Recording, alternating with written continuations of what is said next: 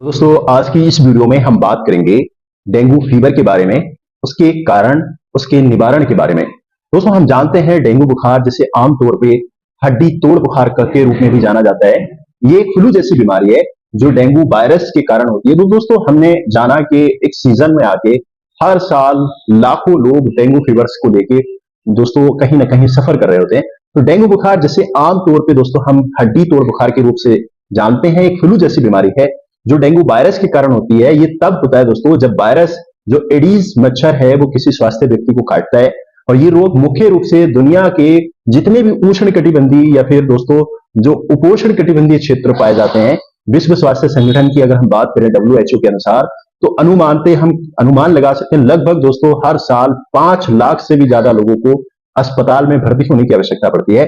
दुनिया में उष्ण कटिबंधीय क्षेत्रों में खास करके दोस्तों डेंगू के सबसे ज्यादा मामले आते हैं, जिसमें भारतीय उपमहाद्वीप, दक्षिण महाद्वीप, मैक्सिको, अफ्रीका या फिर दोस्तों मध्य दक्षिण अमेरिका के हिस्सों में बड़ी आबादी में इस बुखार से जो प्रभावित होते हैं लोग दोस्तों, ये इसको हम दोस्तों राष्ट्रीय वेक्टर जनित रोग यानी कि नियंत्रण कार्यक्रम जो भारत सरकार द्वारा भी चलाया जाता है, इसलिए दोस्तों कह सकते हैं कि अक्टूबर 2019 तक डेंगू के दोस्तों करीब करीब दोस्तों डेंगू बुखार के 67,000 मामले इसमें दोस्तों रिकॉर्ड है, ऑन रिकॉर्ड हो चुके हैं। तो डेंगू के कारण क्या हो सकते हैं ये जानेंगे दोस्तों। डेंगू मुख्यतः दोस्तों 4 वायरस के कारण होता है, यानी कि दोस्तों DINV first, DINV second, DINV third, DINV दोस्तों फोर्थ। ये पहले संक्रमित व्यक्ति को काटता है जो मच्छर है, और वो शरीर में प्रवेश कर जाता है उसका जो वायरस है, और ये बीमारी फैलती है जब मच्छर किसी स्वस्थ व्यक्ति को काटता है दोस्तों, तो वायरस के प्रति रक्त प्रवाह के जरिए फैलना स्टार्ट हो जाता है, यानी कि ब्लड स्ट्रीम में चला जाता है।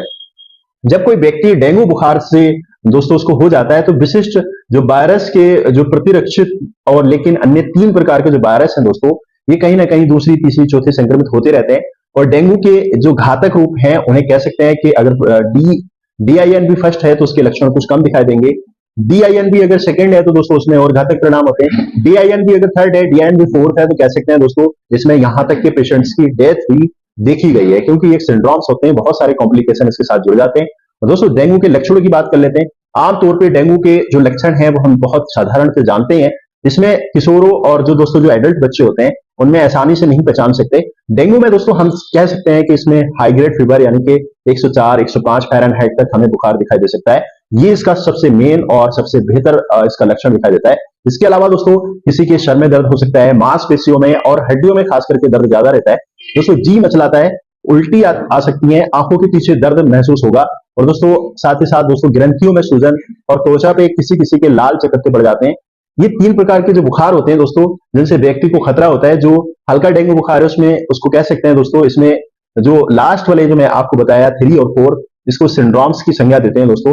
इसमें क्या होता है दोस्तों, जो हल्का डेंगू बुखार है तो उसमें क्या है लक्षण जो है देखने के मिलेंगे, और इसमें जटिलताएं कम होती हैं, यानी कि जो गंभीरता है इसमें कम रहती है दोस्तों। जो सेकंड रहता है उसमें गंभीरता ज्यादा रहती है। शॉक सिंड्रोम्स में यहाँ पे दोस्तों मौत का भी कारण हो सकता है, तो इसलिए ध्यान रखना है कि अगर किसी को डेंगू के ज्यादा लक्षण दिखाई देते हैं या फिर उसको ज्यादा प्रॉब्लम्स क्रिएट हो रही है, तो ऐसे में उसको दोस्तों ध्यान देने की जरूरत है, तुरंत डॉक्टर से सलाह लेने की आवश्यकता है। अब बात करेंगे दोस्तों इसके ट्रीटमेंट की। ट्रीटमेंट इसका स्पेसिफिक आज तक मॉडर्न साइंस नहीं बना पाई। मैं आपको बताना चाहूंगा कि डेंगू के बुखार का कोई विशिष्ट उपचार है ही नहीं दोस्तों, क्योंकि डेंगू एक वायरल डिजीज है। वायरस में हमारे बैक्टीरियल में तो हम दोस्तों कह सकते हैं कि एंटीबायोटिक काम करते हैं, मगर वायरस में एंटीबायोटिक का कोई रोल मेरे हिसाब से नहीं रहता। बहुत माइनर सा कोई सेकेंडरी अगर इन्फेक्शन रहता है तो उसको कंट्रोल करने के लिए जरूर हो सकता है, मगर वायरस में नहीं। किसी बीमारी को दोस्तों डेंगू की जो बुनियाद है दोस्तों, हम कहां कहां किन किन चीजों को इस्तेमाल कर सकते हैं, तो उसमें सिम्टोमेटिक इसका सारा ट्रीटमेंट रहता है। जो जो लक्षण पेशेंट्स के दिखाई देते रहते हैं वही लक्षण, और उसको देखते हुए डॉक्टर्स अपनी बुद्धि के अनुसार उसको ट्रीटमेंट दे सकता है दोस्तों। जिसमें पैरासीटामोल मोस्ट कॉमन है, क्योंकि पहला लक्षण दोस्तों फीवर्स का है। इसके अलावा दोस्तों दर्द निवारक दवाएं आमतौर पर रोगियों को दी जाती हैं गंभीर डिहाइड्रेशन के मामले, और दोस्तों आईवी ड्रिप्स जो है कह सकते हैं, क्योंकि हाइड्रेट करने के लिए फ्लूइड की कमी हो जाती है, वायरस की वजह से शरीर में बहुत सारा पानी कम हो जाता है, तो उसको हाइड्रेट करने के लिए आईवी ड्रिप्स दी जा सकती हैं दोस्तों। इसके अलावा हाइड्रेट रहे दोस्तों तरल पदार्थों को ज्यादा दिया जाता है, लिक्विड फॉर्म में ज्यादातर खाने के लिए दें तो ये ज्यादा अच्छा रहेगा। इसके अलावा दोस्तों ज्यादा हैवी खाना नहीं खाना है। और अगला हम बात करेंगे दोस्तों स्वच्छता। स्वच्छता की अगर बात करें दोस्तों, तो इसमें अपने आस-पास और अपने अगल-बगल जहाँ पे भी लगता है दोस्तों कि कोई मच्छर पनपने का स्थान है, तो उससे आप बच सकते हैं। उनमें खास ख्याल रखिएगा।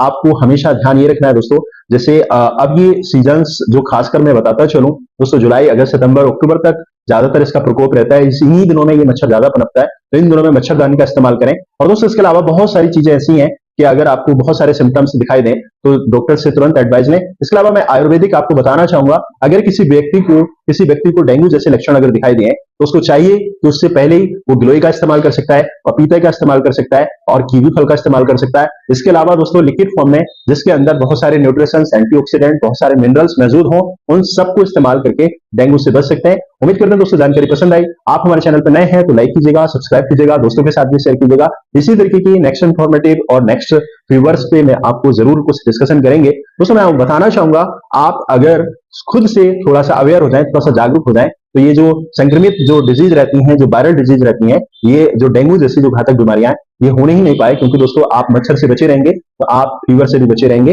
और जब भी आपको लगे कि मच्छर आपके आसपास अगल बगल खूब सारे दिखाई दे रहे हैं, तो उनमें थोड़ा सा ध्यान रखें, उनमें समय समय पर छिड़काव कराएं। और दोस्तों बताना चाहेंगे कि आप इन सारी चीजों को उपयोग करके और अपनी थोड़ी सी जागरूकता को अपना करके आप डेफिनेटली डेंगू जैसे फीवर्स को बच सकते हैं। उम्मीद करते हैं जानकारी अच्छी लगी। लाइक कीजिएगा, सब्सक्राइब कीजिएगा। मिलते हैं नेक्स्ट वीडियो में।